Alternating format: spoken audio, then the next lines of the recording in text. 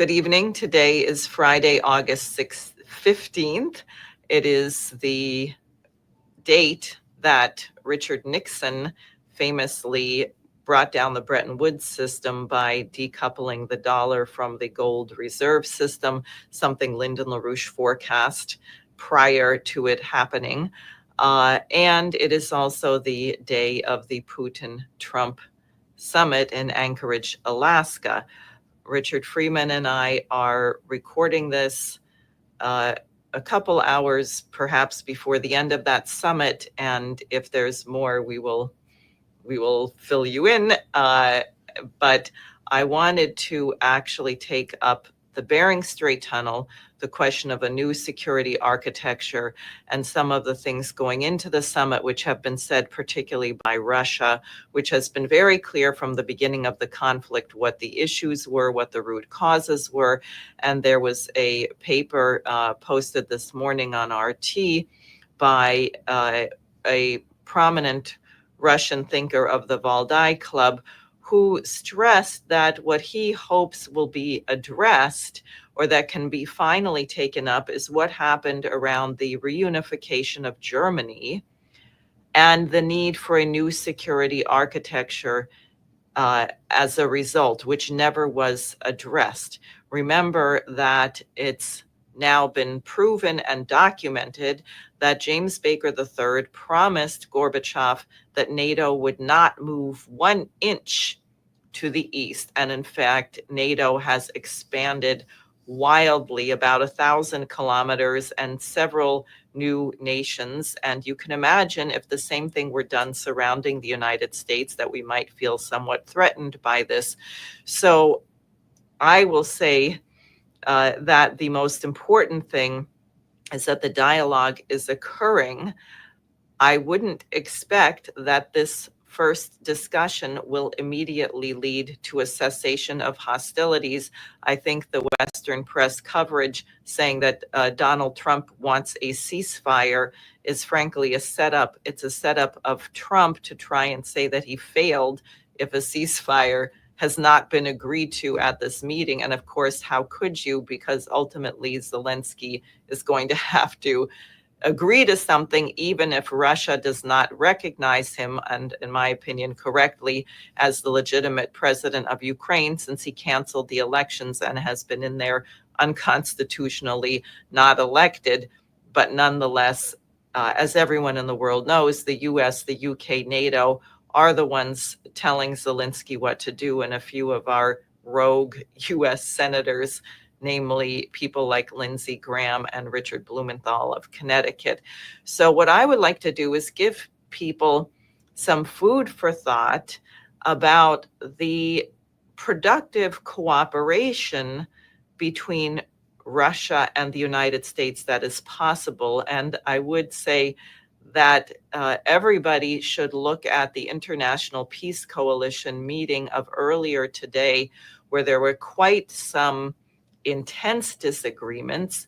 One of the guests invited by Helga LaRouche was Avram Berg, the former speaker of the Israeli Knesset, formerly the head of a World Zionist organization, who nonetheless believes that Israel is committing war crimes and atrocities, although he wouldn't use the word genocide, which led to quite some anger from others, but also Richard Falk, who was the Palestinian Special Rapporteur at the United Nations for many years. And I would encourage people to watch this dialogue and listen to how Helga LaRouche navigated and attempted to bring everybody's thinking to a higher level. Because frankly, if we cannot have a dialogue with those with whom we disagree, then we are going to be forced to say that mankind is never going to stop having wars as a means of resolving disputes. And as we know, wars don't actually work very well to that end. So without saying more, I'm going to bring in Richard Freeman of the Economics Desk of Executive Intelligence Review, longtime associate of Lyndon LaRouche, who's done a number of economic studies on matters of physical economy and infrastructure, and will be talking to us about this incredible project, which really would change the world, the Bering Strait tunnel. So please, Rich, go ahead and welcome. Thank you. Thanks, Diane. As I often say, but it's completely true. I totally enjoy being on the show. The discussion is always great in terms of when we have dialogue and so forth. I would say right now that what we're looking at and we're going to see is a little space, no more than 70 miles, separating the Western Hemisphere from the Eastern Hemisphere, up in the Bering Strait, where Alaska faces directly to Russia. So why should a 70-mile strait have such significance for the world?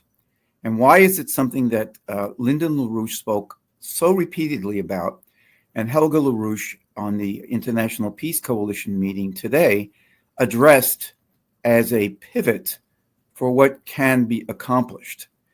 And I think at this point, we have to just think in terms of physical economy.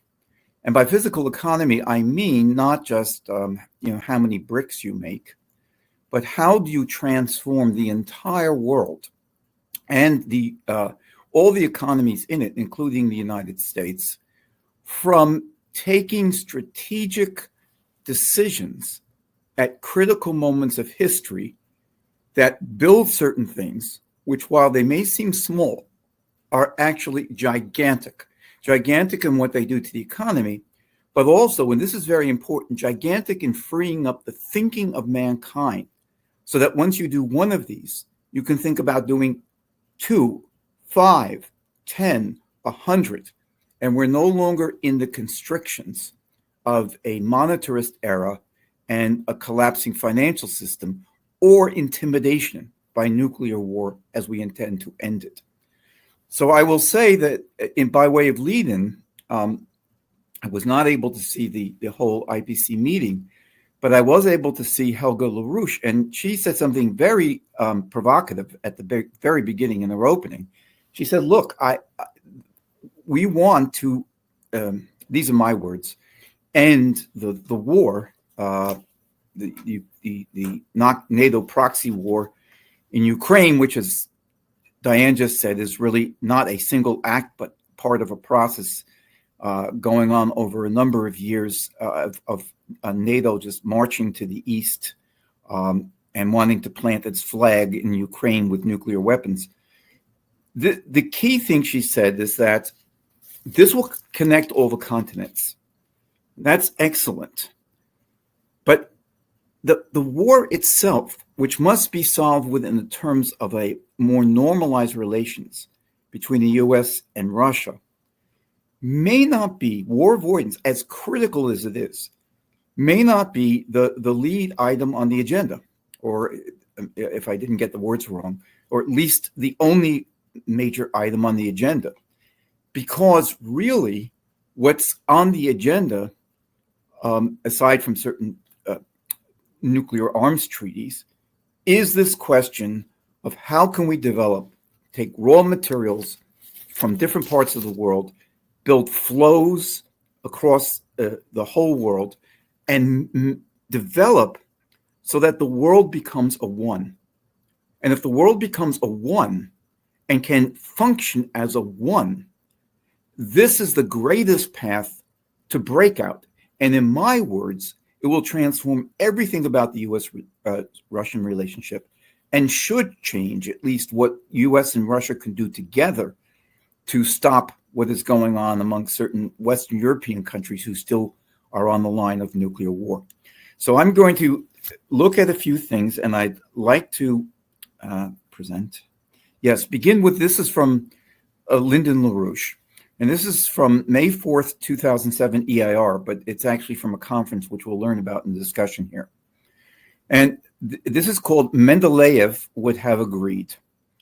The intention to create a trans-Siberian rail system implicitly extended across the Bering Strait to North America dates implicitly from the visit of Dmitry Ivanovich Mendeleev to the 1876 U.S. Centennial Exposition in Philadelphia, the defeat of Lord Palmerston's scheme for destroying the United States by U.S. President Abraham Lincoln's leadership spread the influence of what was called the American system of political economy into Russia, as also the German reforms under Bismarck, the industrialization of Japan, and elsewhere.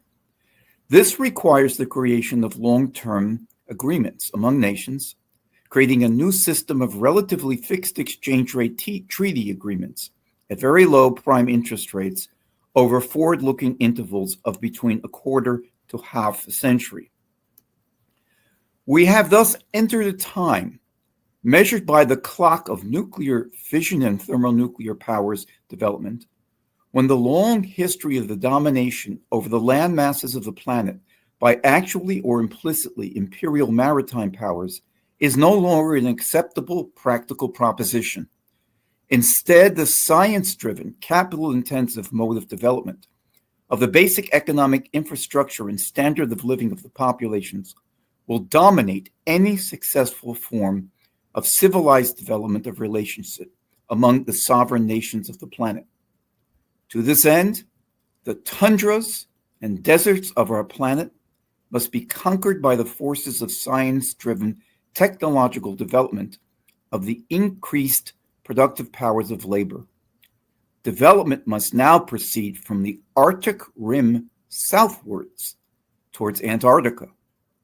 The bridging of the Bering Strait becomes thus now the navel of a new birth of a new world economy.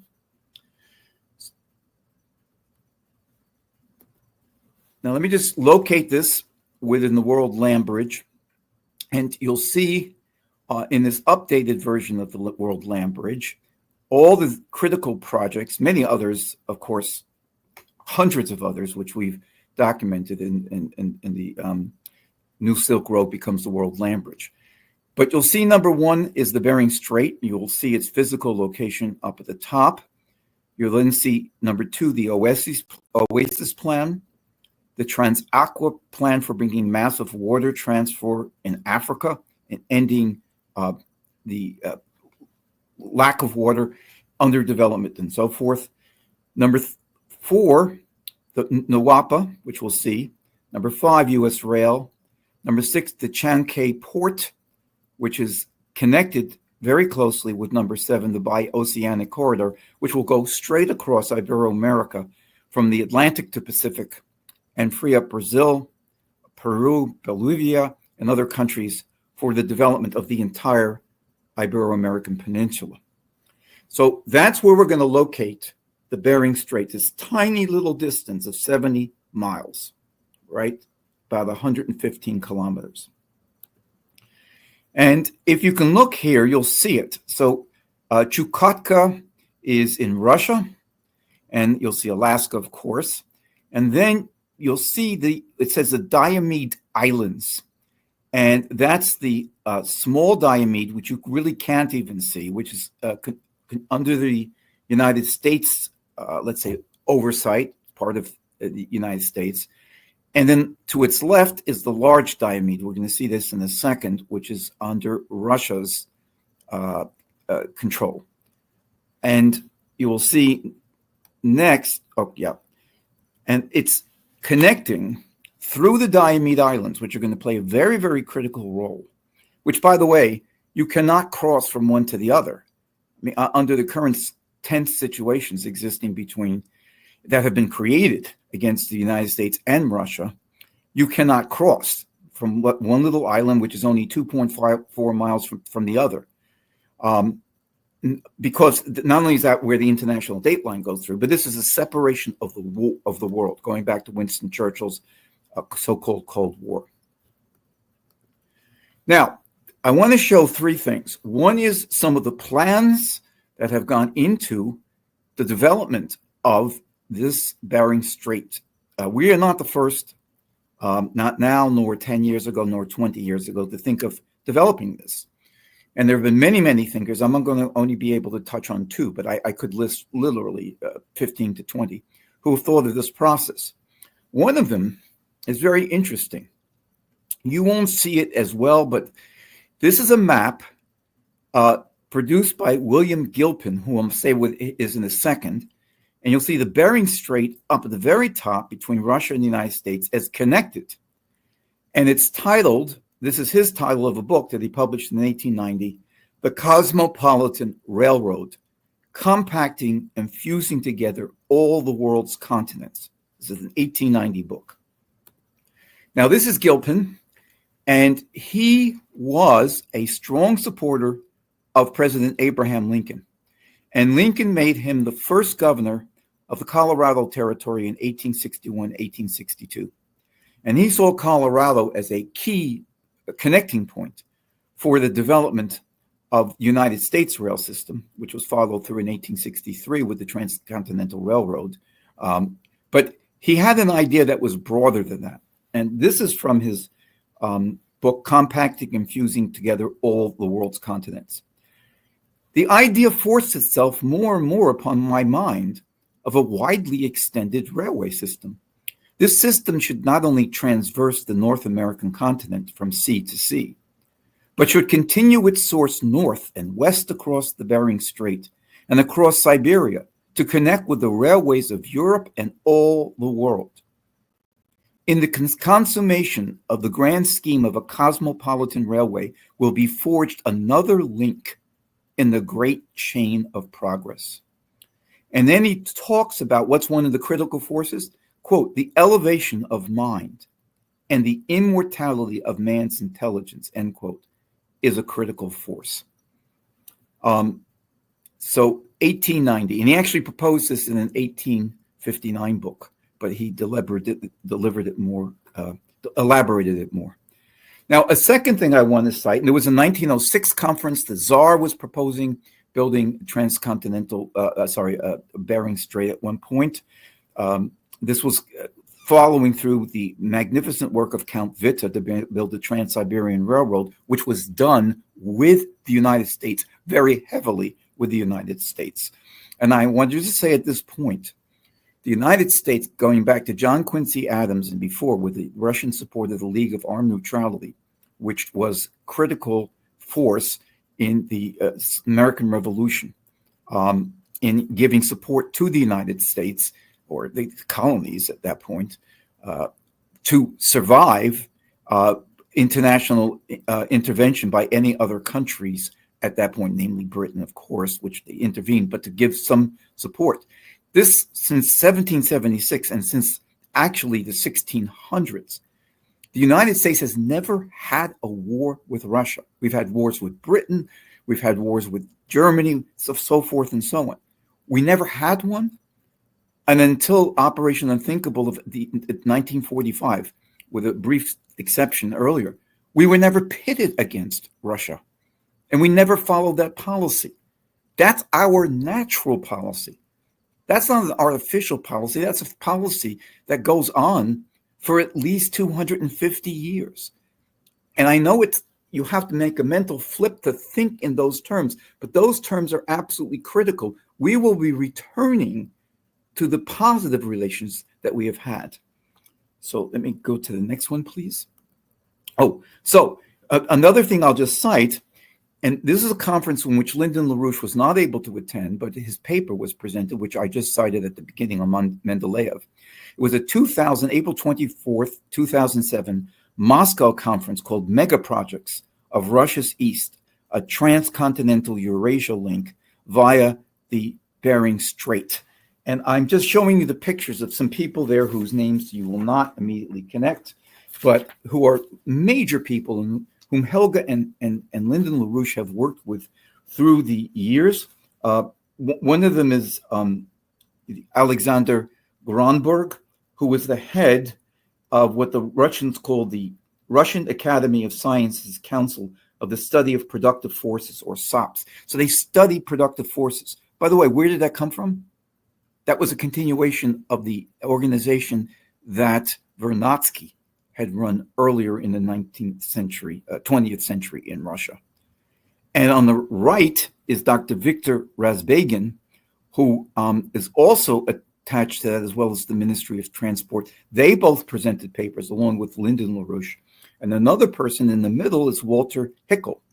And Hickel is a remarkable person. He was twice governor of Alaska. He helped create the state of Alaska in 1959.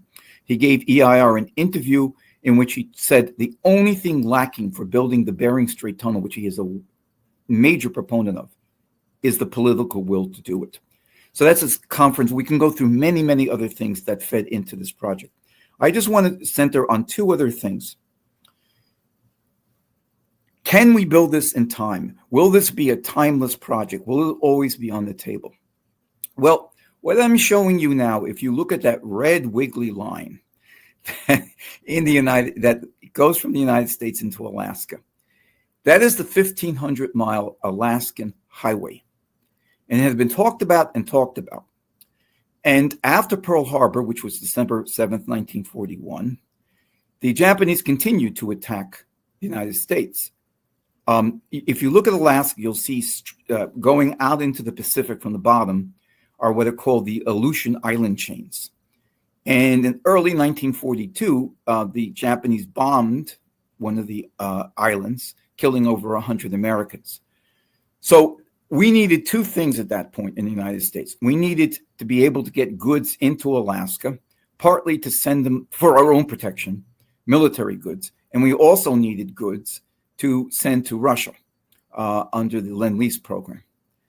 So on March 9th, 1942, President Roosevelt, who had wanted to build this since 1936 when he was president, said, I am now putting together 10,000 men from the Army Corps of Engineers, 1/3 of whom will be African American, who are unfortunately still segregated in separate troop formations, but who played a major role in this. And we're going to build this. And the United States built it in less than 8 months because we were determined to do it. It was unveiled on November 20th, 1942. And it was started March 9th, 1942. You can do the math and figure out. And I located it not just in the United States. I want you to see where it looks in terms of the world. Rich, wait. Can I ask you, what is the status of that railroad today? Well, it was a highway. It wasn't a railroad. Highway. Yes. And well, I'm going to show. Using it? Yes. Well, here's what happened. It was built, Diane, very primitively, but quickly. And I'll say what I mean by primitively. If you look at that picture, you'll see they moved, I don't know, 2,000, 3,000 earth-moving equipments, things to run cement, things to do. They were all shipped up. They were dropped into this area, and we built this beginning at different levels. So this is a Caterpillar tractor with dozer. It widened the roadway. It just widened the roadway. Now, one of the things we had to do to make this work is that you have two different things in Alaska and in Russia. And so therefore, the Russians and Americans know these problems. One is called tundra. That's where the earth is frozen. Another is called permafrost, where the earth is temporarily frozen, then turns into mud. So when it was temporarily mud, they cut down trees, and they called this corduroy. They laid them across the road and literally put cement up on top of them because this thing was going to be built. And this thing, and I'll tell you now the status, this is the soldiers of the U.S. Army Corps of Engineers meeting in the middle after they completed the construction of the Alaska Highway in September. That was a very rough road, to answer your question, for years and years and years. It has now been paved, slightly shortened, because at that time when they couldn't get past a certain impediment, they simply built the road around it. They said, we're going to have this road. We're in war. But, you can do things with the same intention as if you were in war when you're in peace. That's the critical point we've learned time and again. So they repaved the highway, shortened it, and it is now an existing highway. It's a functioning highway. It only goes so far into Alaska, and that's going to be one of our questions that we have to deal with to widen out the Bering Strait thing. So it's a magnificent achievement. It's just 1,500 miles in 8 months. Yeah, 8 months. Forget it. Now you can't, the New York City 2nd Avenue subway took 10 years. I don't even know if it's 2 miles long.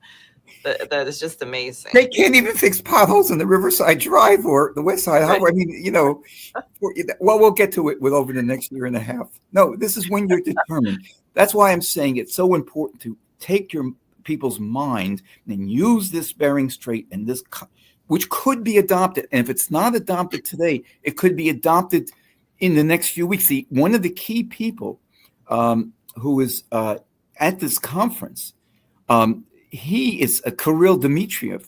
He is the head of the Development Fund of Russia. He's also been one of the chief negotiators. He went on the air on August 10th and talked about the conference. And our Daniel Burke said, how about building the Bering Strait? And he said, this is Dmitriev. He's one of the key negotiators. Yes, that's a possibility. This is in the Russians. They know this process. Stalin wanted to build this. He called up Truman, and Truman said no, because the Cold War had started. Right. Okay, so the other thing I just want to show is, which I didn't, I put towards the back here, but I just want to bring this up. Now, this is it's not the greatest picture, but it's the Trans-Siberian Railroad, which was built from 1892, I believe, till 1915. And you can see on the very left Moscow, but you might not be able to read the other ones. But in the pink, in the very right, facing out onto the Pacific Ocean, in the lower right is Vladivostok, which is part of the whole Russian Far East. Now, this, I just want to cite something, and it really is gives you a sense, again, because this is so important in changing the U.S.-Russia relationship. This was built with American equipment, the Baldwin Locomotive Factory, between 1892 and 1900, shipped almost 500 American locomotives to Siberia to be able to build this. This was the brainchild of Count Witte, Sergei Witte, who was a really an exceptional person. It was his plan, and he carried this out as the finance minister from 1892 to 1903, and he had other positions. And he was a follower of Friedrich List. I mean, an ardent follower of Friedrich List in the American system. But just to give you a sense of how this was built, what was called the Pressed Steel Company, which was in Pittsburgh, produced a lot of the freight cars and freight car bodies. The Pittsburgh-based Westinghouse Electric and Manufacturing produced air brakes and the electrical apparatus. The Maryland Steel Company, which later became Bethlehem Steel of Sparrows Point, Maryland, produced the rail bridges, which became the standard rail bridges for the rail lines. And then machine tools were produced in Cincinnati, Ohio, Schenectady, New York, Pittsburgh, where they manufacture stationary engines and other equipment. This was a collaborative project, and it's a magnificent project because it united Russia from east to west.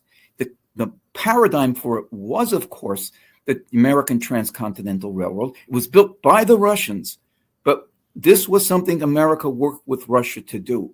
As I said, this is the normal relations. There's so many other things that could be cited, but we're not going to do that here. So to go back to now what this looks like. So we're now at, one last thing, which is a very fun thing. There's something called the Marmary Tunnel, which was built in 2013.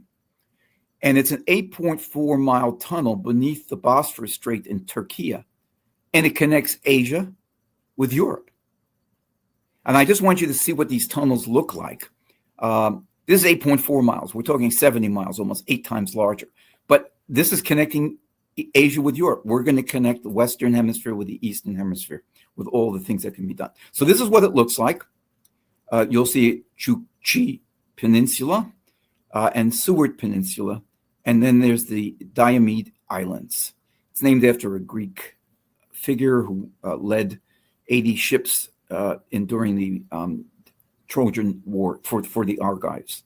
That's another picture that just gives you a perspective of it, just so you get the physical settings and bearings, and that's the one I showed you earlier.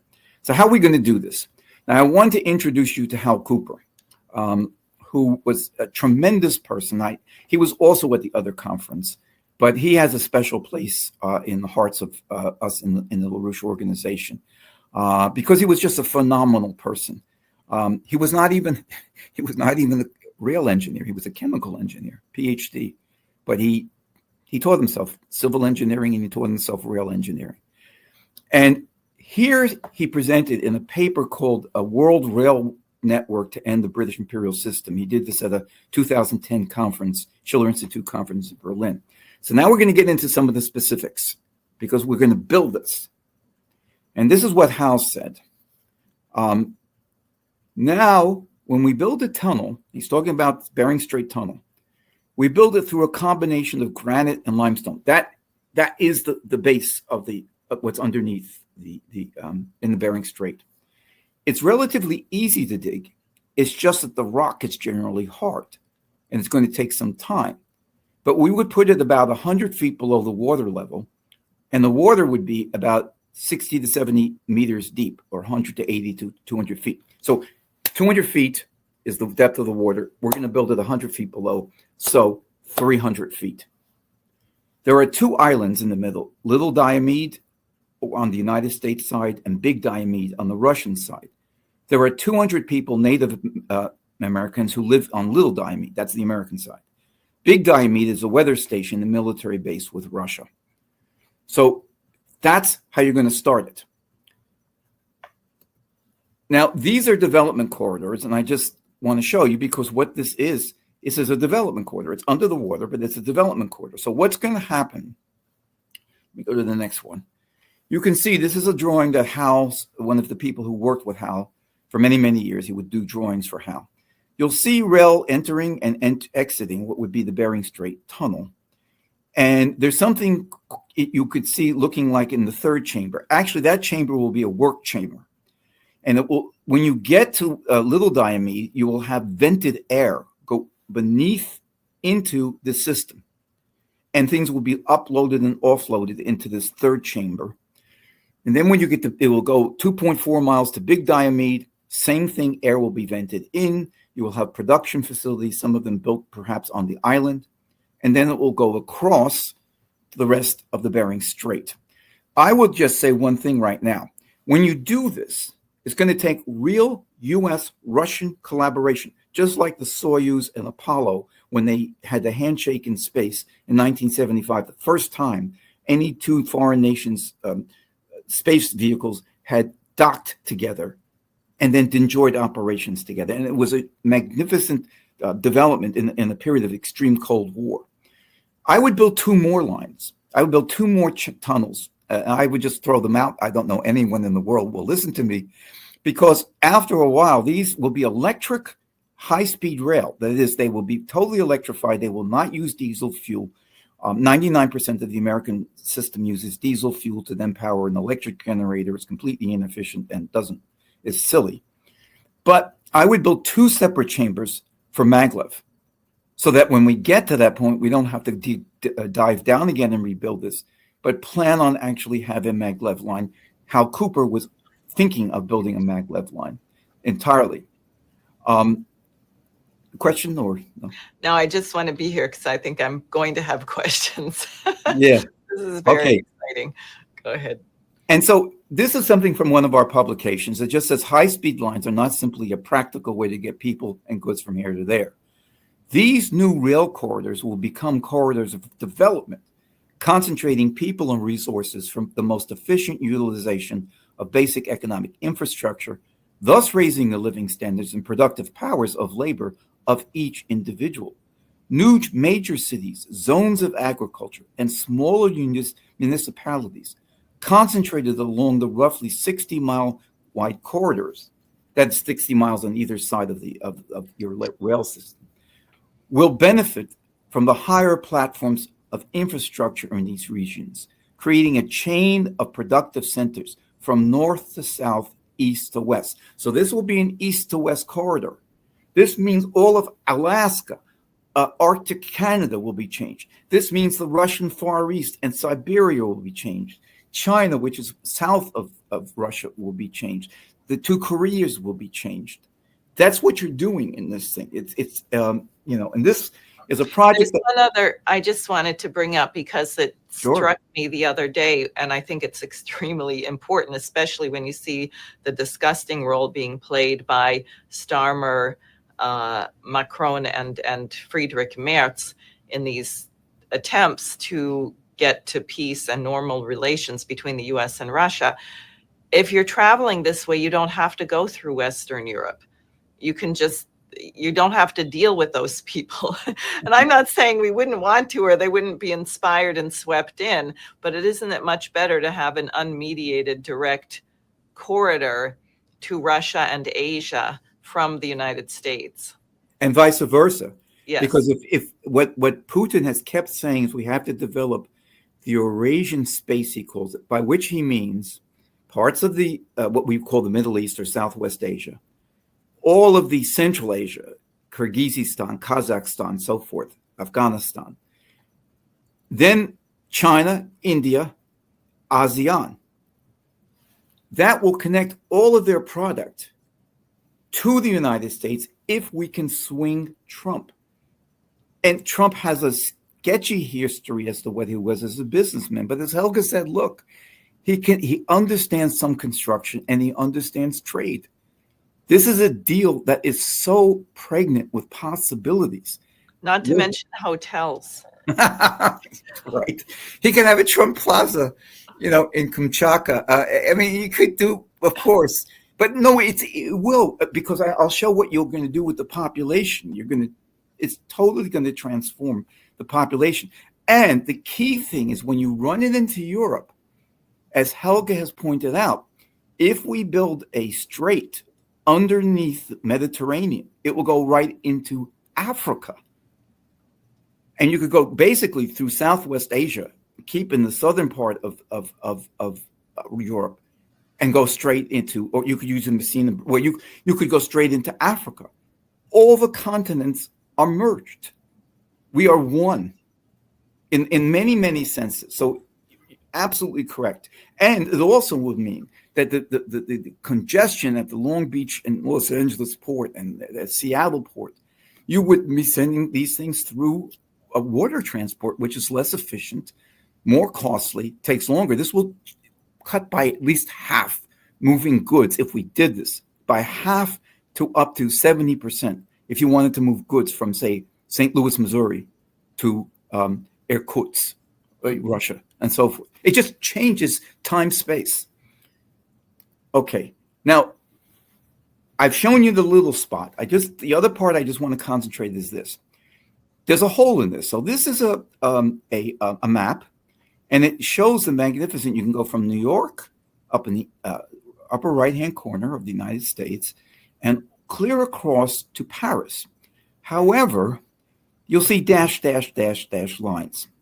And this is what Hal Cooper, and I worked with Hal on this, and he mentored me on a lot of this work. But what happened is you see Fort Nelson, and Fort Nelson to Cape Wales, which is the most extremest tip of the peninsula of the United States of Alaska, up there, not a peninsula, but of Alaska, before it crosses over into what's called Uelun or Dazhnev in Russia. That's a distance of 3,030 miles, and It's empty.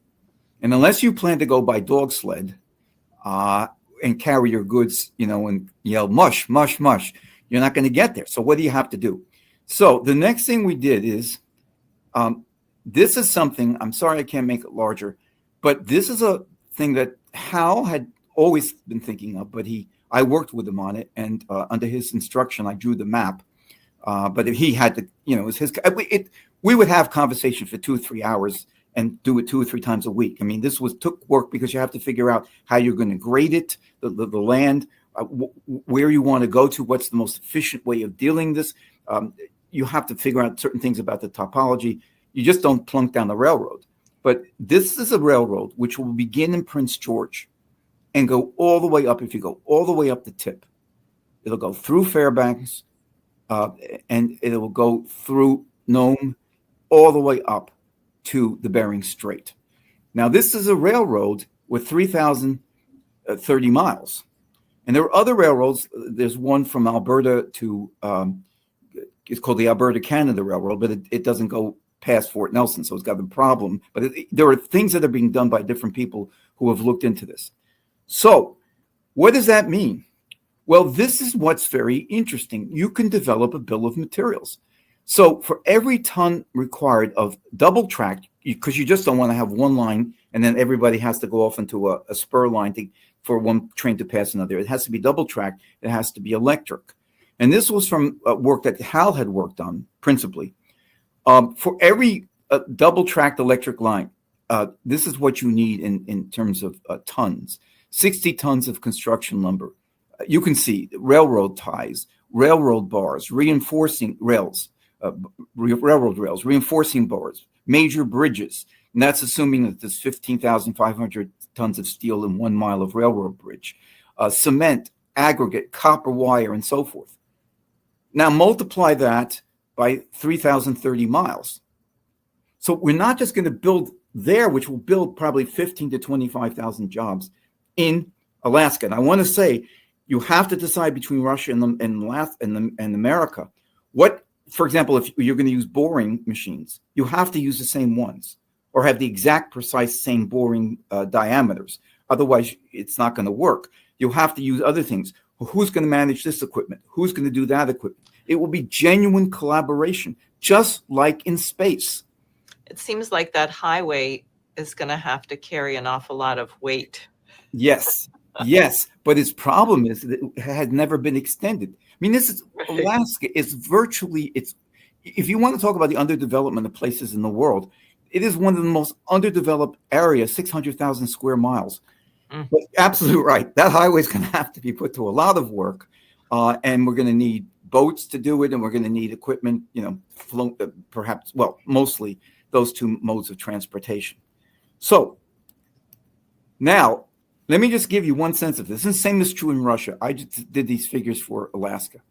So Alaska has 1 person per square mile. But in the Yukon territory, which is in Canada, is 0.16. British Columbia is 1.23. Give you a sense of that. Look at Ohio, 277 people per square mile. Netherlands, over 1,000. This thing just doesn't have people. So we're going to populate it. We're going to develop it just like we would develop the Sahara. These figures for the Russian Far East, which is a gigantic zone. Russian Far East would consume, it's 3 time zones, but it would consume about 60% of all America. And the Russians have been trying to develop it and develop it and develop it. This will allow them to do it. But they have population densities of which I think are fairly similar to this. I just didn't have time to put them together. So we're going to build people. Now, I showed you the American side. I just want to show you, this is still the Trans-Siberian Railway. This thing is in Russian, but you can see that the Trans-Siberian Railroad, if you're not totally colorblind like myself, is in red. And then you'll see the Baikal-Amur main line, which is called the BAM. You'll see it's in green. It's in the more eastern portion of Russia.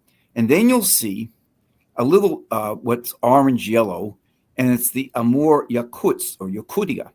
And that line, which is very significant, and these were great projects, goes all the way up to Yakuts.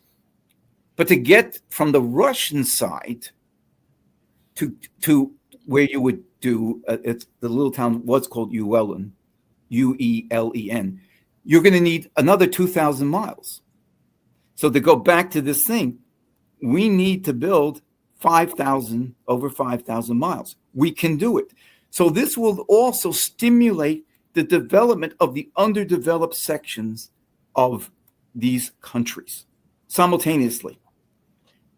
But Hal has often said, and I just want to show it, what it will also involve in the United States is Hal said at the same paper that I quoted from before, because he talks about many concepts. I just quoted it. I wanted to give something so people could see the physical requirements of building this. He said that you would be built simultaneously with the North American Water and Power Lines, and you will see that they very much parallel each other because they both go up to Alaska, and you take the water from the Yukon and the Mackenzie Rivers basins, and you send it down. We won't go through it here. We've done presentations of this.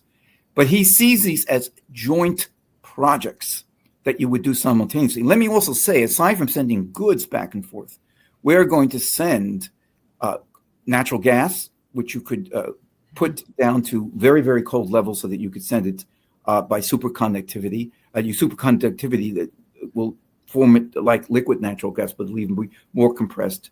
We're going to send electricity, fiber optic lines through the Bering Strait tunnels. These are going to be not just lines for the rail. The other thing, and I just want to show this is a project that Hal put forth the first 26,000 miles, and he had me work with him to take it up to 42,000 miles. We have a rail system in America, but which has to be linked, which we're just showing where it has to be linked to get up to Alaska. But we need to build high-speed rail and maglev. So it's going to call forth, it's going to cry out for, it's going to provoke finally building this U.S. network of 42,000 miles. So, and it will do so with every country that it touches, and also where the Chankay port is, and also what Transaqua is. Now you get a sense of what we're really doing through these little 70 miles. So this, by the way, is just for the high-speed rail network, which we worked on, connecting many, many cities, all the major cities in America, and it will have freight connections as well.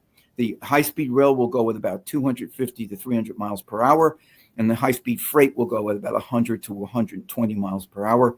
Each of these, the requirements for this 42,000 miles of high-speed rail, which will replace some of our rail, 10,000 locomotives, 100 power substations. You can see how much steel, cement, how many gigawatts of power production. We will need something like 50 nuclear plants to do that.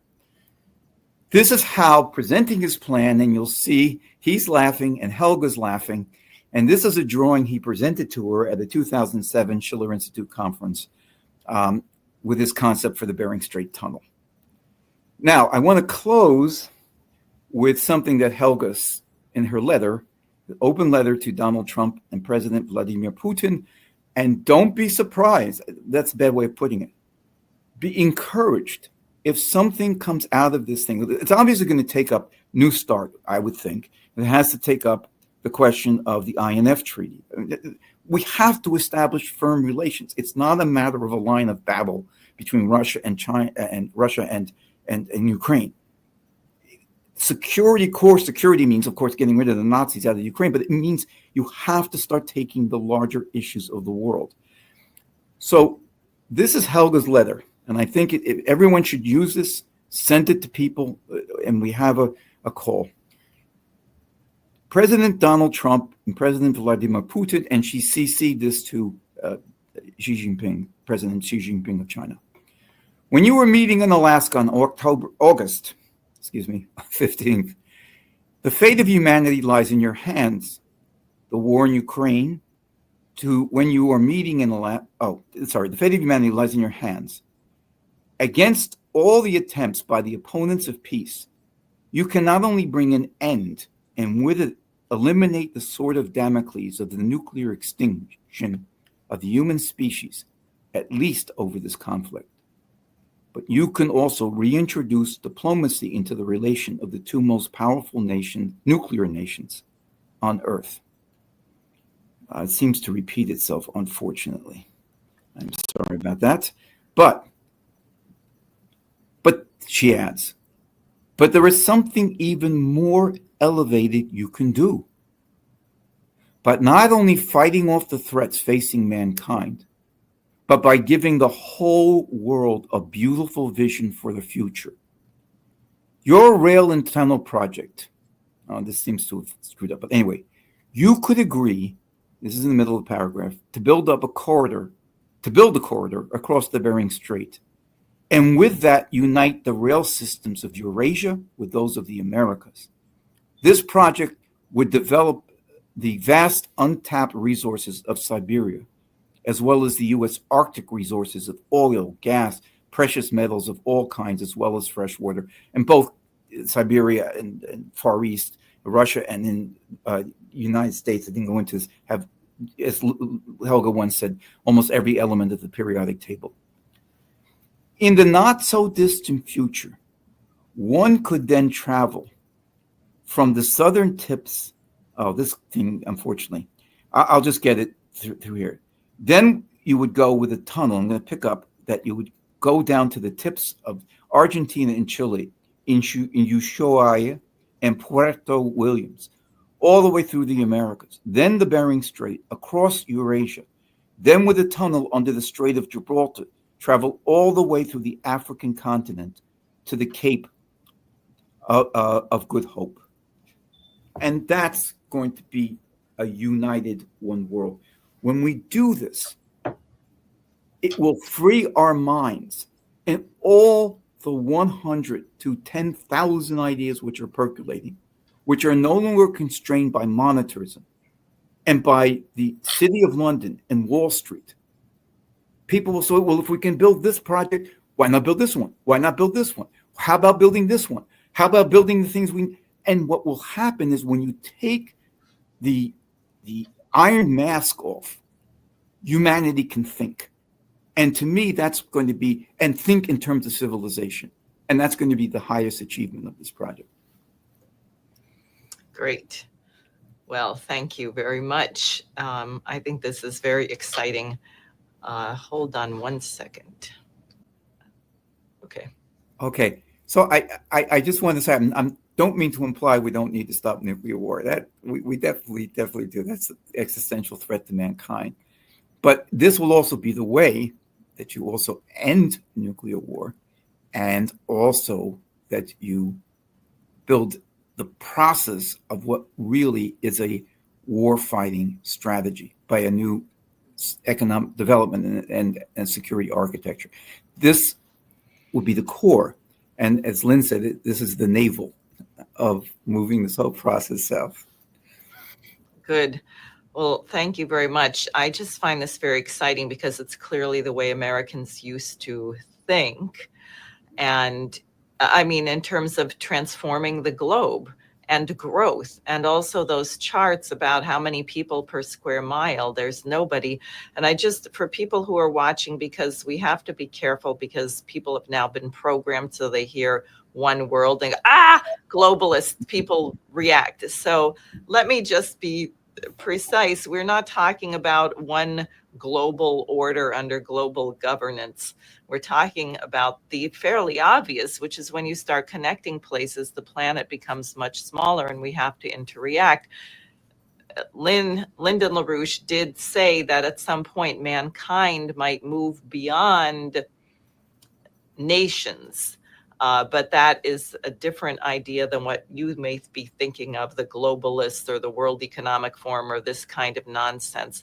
And there is a value of the diverse religions, cultures, languages, sciences. And I think we will see it in building a project such as this, because Russia comes from, a very different kind of cultural matrix perhaps than the United States in many ways. So there are going to be problems when we start working on together. We're going to benefit immensely from the opportunity to look at things from a different perspective than we might normally.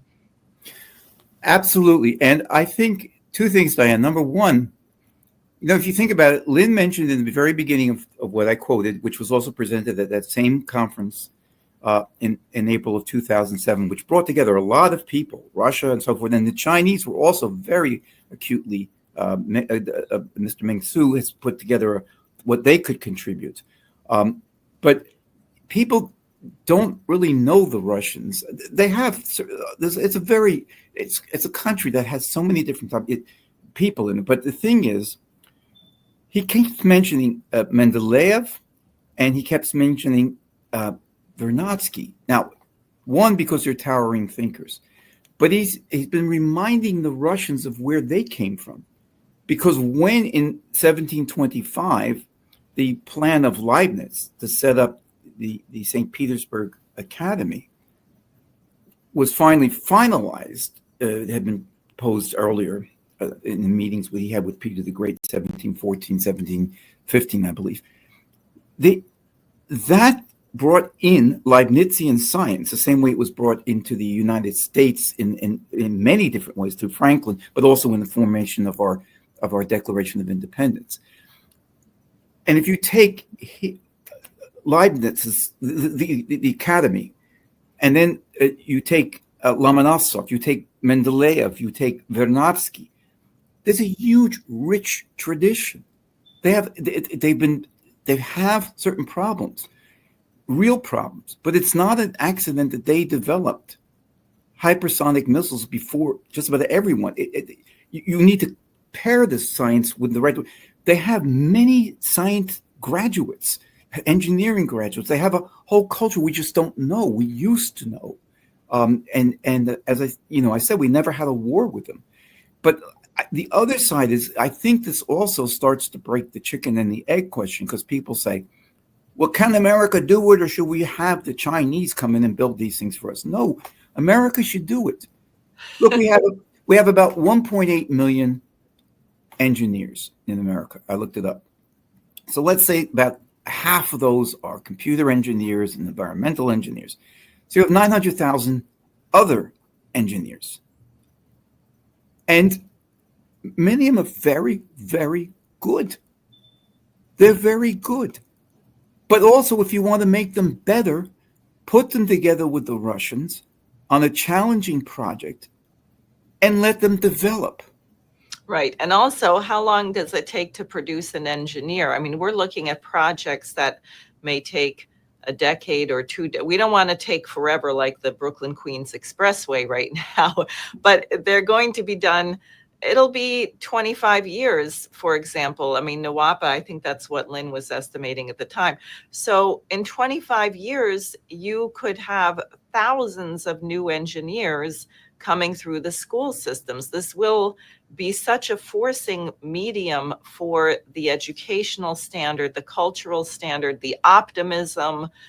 I can say if this project were launched and we started building it for real, I think the drug overdose deaths in the United States would reduce by 50% virtually in 5 years. I totally agree. I think you would have, I'm just going to take your idea and I think you would produce 100,000 engineers or many, many more. This is the concept that I know is in the back of his mind all the time of our candidate and leader, Jose Vega, because you would put people to work. Let's say you're going to build NWAPA, which when you put it together, and also once you develop Alaska, there's going to be a second generation of Alaska because you're going to now have factories. You're going to have agriculture. You're going to have so many other things. You're going to get a second wave of we're talking about a job, that and all the others, the Bering Strait, literally 10 million jobs in the United States. But you put the youth to work in projects like that. You take them out of whatever place they're in, Bedford-Stuyvesant, wherever.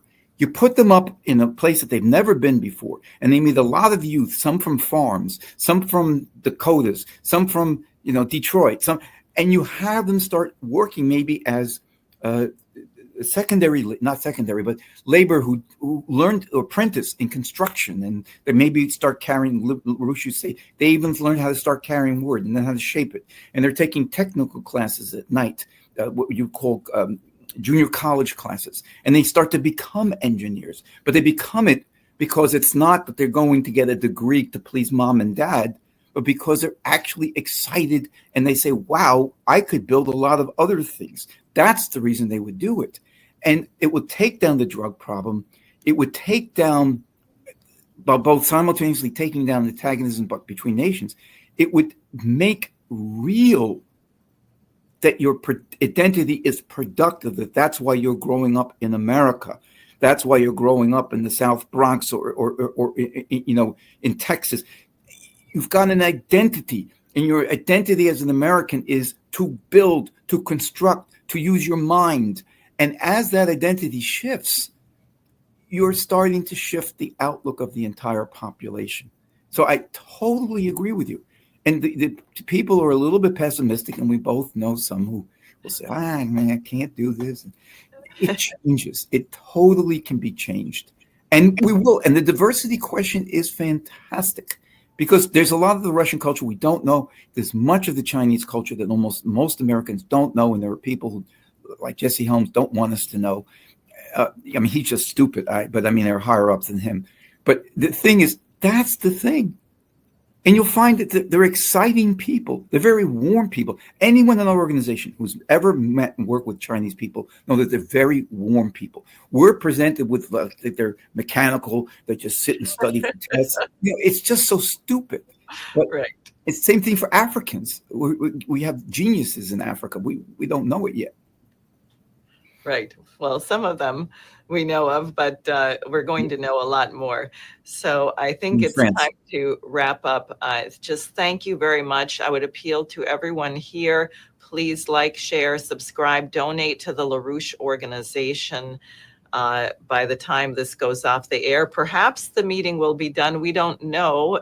The Russians I just saw were saying the meeting itself could go for 6 or 7 hours. So who knows? I hope it is lengthy, and I hope this project gets put on the table. But since we know the next phase, besides the meeting with Zelensky, who's irrelevant, is that President Trump is supposed to be visiting with President Putin in Russia. And hopefully between those times, we will see Putin, Trump, and Xi Jinping together at the end of the War in Pacific, the Pacific celebrations on September 3rd of this year, the 80th anniversary of that in Beijing. So I think there's a great deal that may lift us out of the morass of otherwise really lackluster to horrible policies coming from various policymakers, including our own president. We can get to a new level of thinking and optimism. So thank you very much for joining me. Oh, thank you for having me. I just want to make one small thing. I also want to say Hal was, of course, very close with Marsha Mary Baker and others too. But yes, thank you. Thank you. Yes.